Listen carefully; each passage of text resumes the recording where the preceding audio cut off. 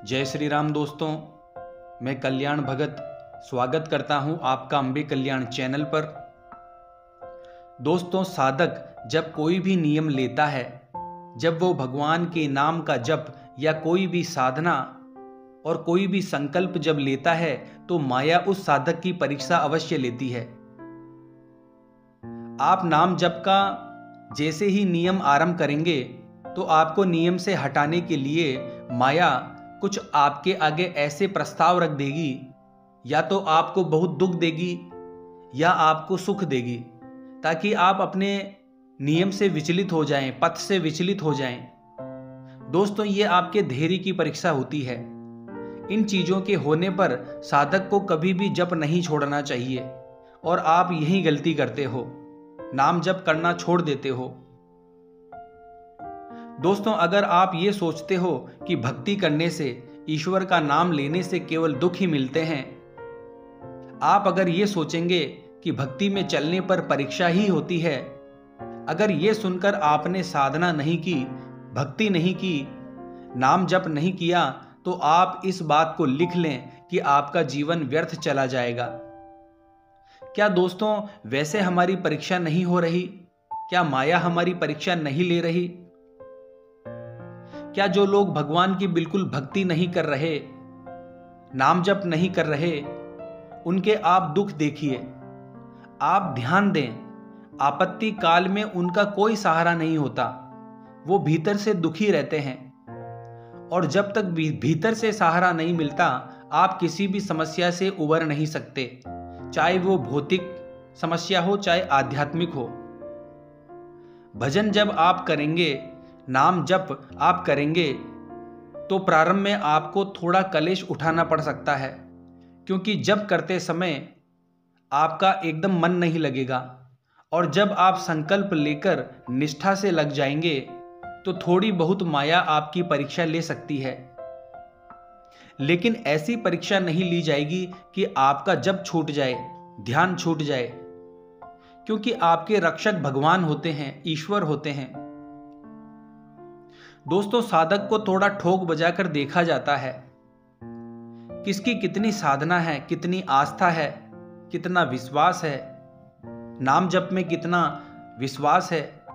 या तो आपके आगे ऐसे दिव्य दिव्य सुख, या आपके आगे जिस चीज से आप डरते हो, जिस चीज से आप भयभीत होते रहते हो, उस चीज को आपके आगे भेजा जाएगा, जिससे आपका नाम जप छूट जाए। आपकी निष्ठा देखी जाती है। ध्यान रखना दोस्तों, आप जिस चीज से डरते हैं, अगर वही चीज आपके आगे अचानक से आ जाए तो आप देखें, आप उसको सह लेते हैं। हम प्रारब्ध से, दुखों से डरते हैं, लेकिन अचानक से जब कोई हम पर दुख पड़ जाता है तो आप देखना, कोई भी मनुष्य हो, कोई भी जीव हो, प्रारब्ध उसे इतनी शक्ति दे देता है कि वो उस दुख को सह जाता है। नहीं तो दुख पड़ने पर एक दूसरे के वियोग में, अपने निज जनों के शरीर के छूटने पर सबका शरीर छूट जाए, ऐसे तो ये दुनिया ही पूरी नष्ट हो जाए। ये भगवान का विधान है। जिन्होंने इस पूरी सृष्टि को रचा है, उसको संवारने का, उसको सजाने का, उसको चलाने की जिम्मेदारी प्रभु की होती है।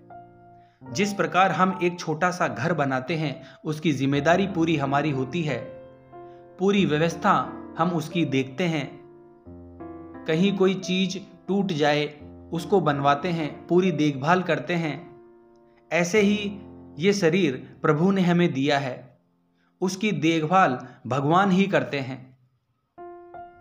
नाम जप अगर आप करेंगे, मैं आपको सच बता रहा हूं दोस्तों, आपको इस सृष्टि के रहस्यों के अनुभव समझ में आ जाएंगे। आप किसी को बता नहीं सकते, वो आपको अनुभव आएंगे।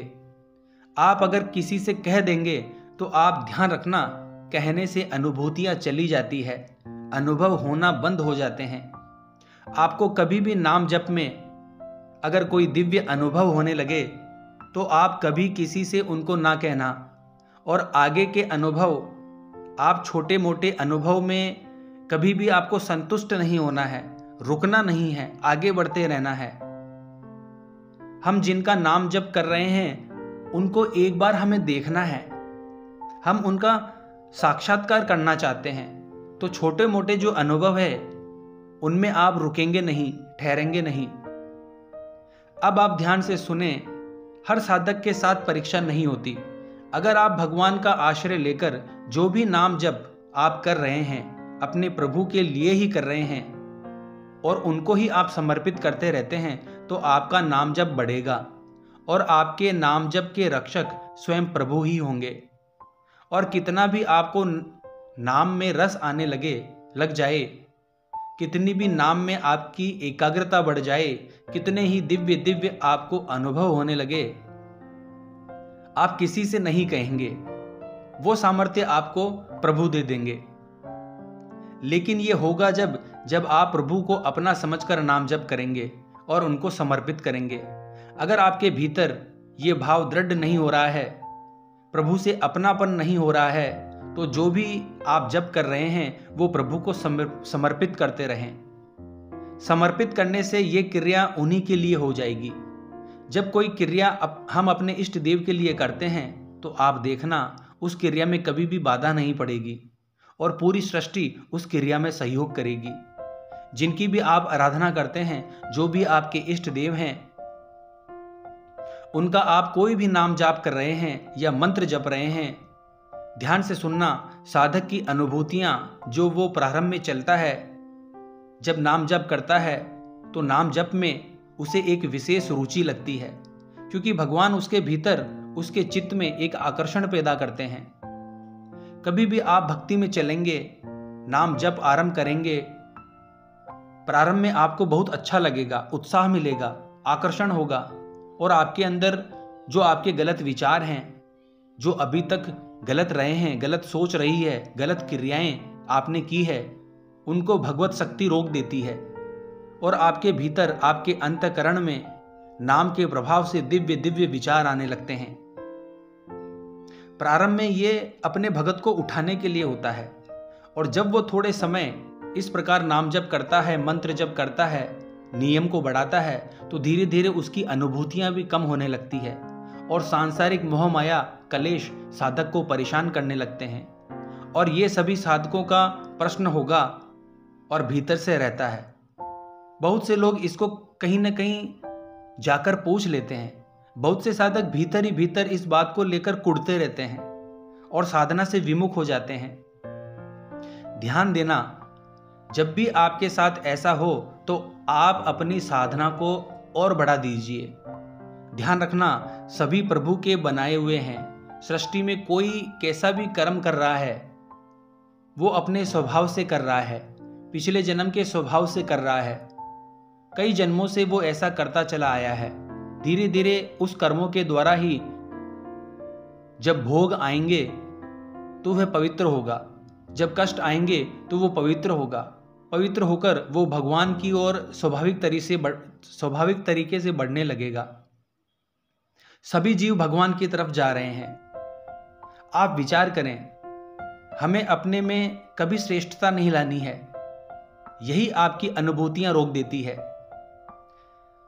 कितना भी आप भजन करने लगें, कैसा भी आपको अनुभव होने लग जाए, आप उसे गुप्त कर लीजिए, किसी को मत बताइए, क्योंकि स्वाद आपको लेना है, आपको भगवत कृपा लेनी है। दोस्तों, अपनी बुराइयों को तो हम बहुत अच्छी तरह से छिपा लेते हैं। यही सोच साधक की अनुभव के प्रति होनी चाहिए और यही आपके भीतर एक अभिमान लेकर आ जाएगी। और जिस दिन आपके सामने प्रभु का कोई बड़ा भगत आ जाएगा, आपको उसमें बिल्कुल भी श्रद्धा नहीं होगी। और जिस दिन भी किसी महापुरुष के लिए आपने गलत चिंतन कर लिया तो आपकी साधना ही छूट जाएगी। ये ध्यान रखना, इसमें भेद करना सीखिए। जो भी अच्छा आपको अनुभव हो रहा है वो प्रभु भेज रहे हैं, वो आपको आकर्षित कर रहे हैं। इसीलिए दीनहीन और गरीब हो जाइए। अगर कुछ पाना चाहते हो तो भीतर से अपने को बहुत छोटा समझो, भीतर ही भीतर सबको प्रणाम करो और जो भी साधना, मंत्र जाप या नाम जाप आप करते हो वो अपने इष्ट देव या अपने प्रभु को समर्पित करो। तो आशा करता हूं दोस्तों आज की ये आध्यात्मिक चर्चा आपको अच्छी लगी होगी। तो जय श्री राम बोलना पड़ेगा दोस्तों। मिलते हैं फिर इसी प्रकार की वीडियो के माध्यम से। जय मां अम्बे, जय श्री कल्याण।